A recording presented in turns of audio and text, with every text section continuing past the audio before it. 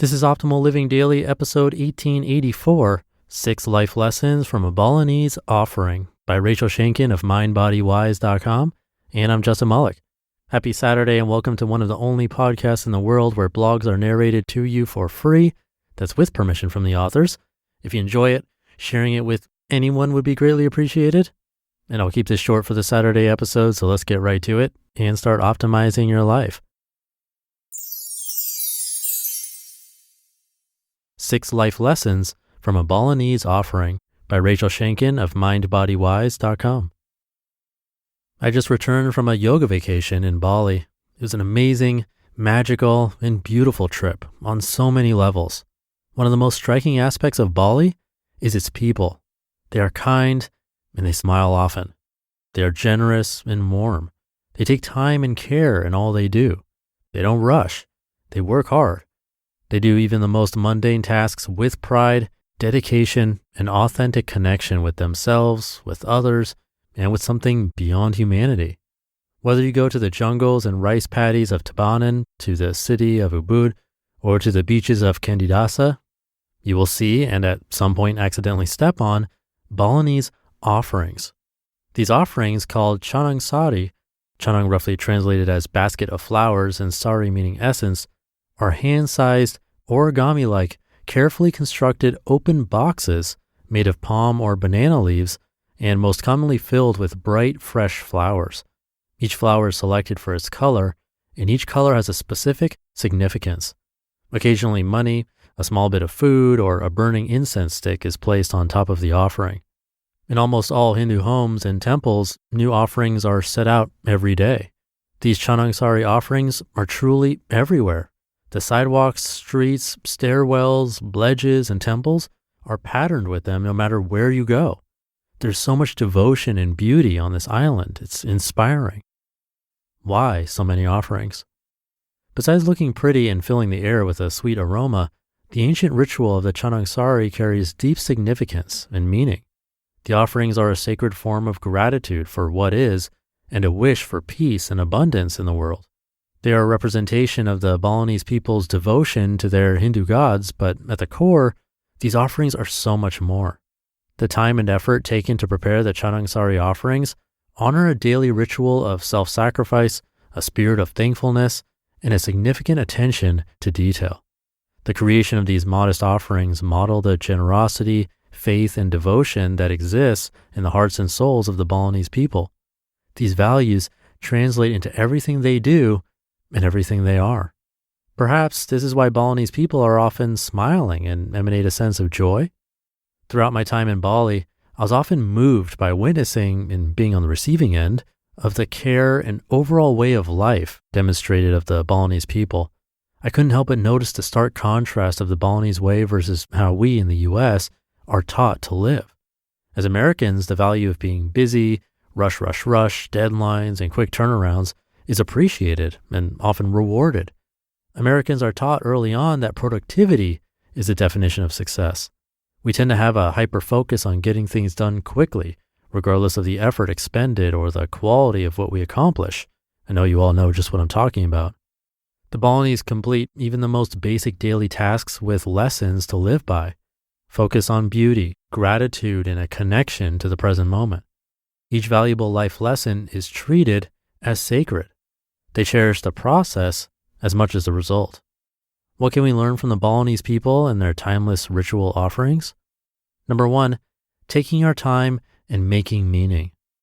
Whether it's creating a simple meal or washing the dishes, we can bring more joy into our lives and savor each moment by slowing down and attending to details. Little particulars like making a meal look pretty on the plate, or noticing what the water feels like on our hands as we wash a dish without multitasking or disconnecting, is a simple concept that can make a huge difference in how we feel and how we relate to ourselves, others, and the world. Number 2, being versus doing.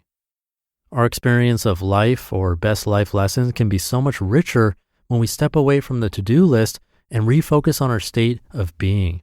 How we relate to ourselves, to others, and to our world is often overlooked as we run around from one task to the next to make sure we get stuff done. When we aren't mindful, it's easy to miss out on the experience of being. After all, our authentic selves and our truth reside in how we be, not in what we do. Number 3, outward focus.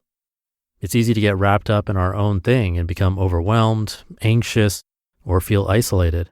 Sometimes shifting our focus to help someone else or tuning into something outside of our own experience can alleviate the internal chaos.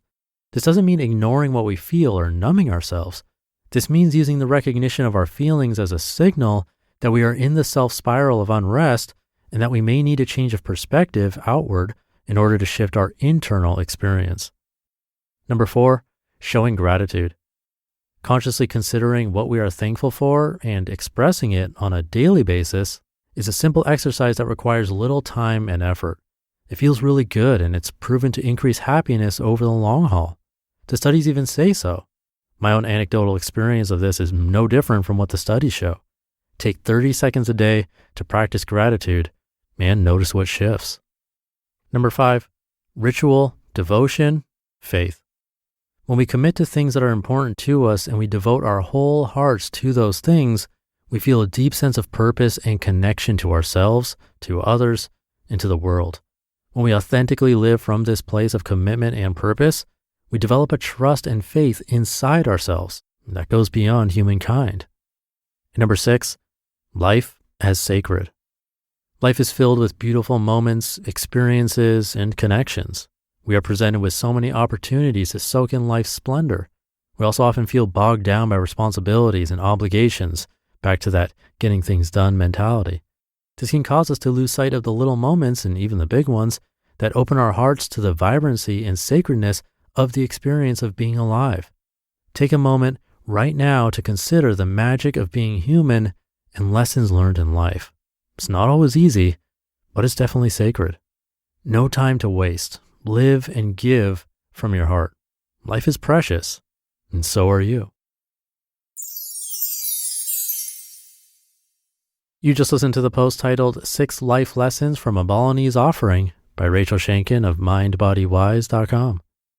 Thank you to Rachel. This post reminds me of the basic principle of this podcast, to hear from different perspectives. As a listener of this show, I'm sure you already understand that, and that's why you come back here. You're getting a different and unique perspective every day from people all over, some of which you might not agree with, but some might change the entire course of your life for the better. In the beginning, it was just a few authors from various places 5 years ago, and now it's from authors anywhere, but also who have experienced many different things and come from many different backgrounds. There's always something to learn from another culture, religion, tradition, what have you. For example, there's this book called The Blue Zones that my brother mentions frequently on the podcast Optimal Health Daily, because there are certain places around the world known as blue zones where there is the heaviest population of people living over 100 years old. There's one not too far from here in California. There's one in Japan. There's a lot of research in these areas, like what they're doing and how they're doing it differently than other places. You can listen to Optimal Health Daily to discover those things. I won't give it away. But my point is, we should learn as much as possible from how others live and how they find satisfaction and happiness to understand maybe how we sometimes go astray. So keep an open mind, as I'm sure you already do since you listen to this show. Thank you for being here. Have a great weekend if you're listening in real time. And I'll be back tomorrow for the Sunday show, where your optimal life awaits.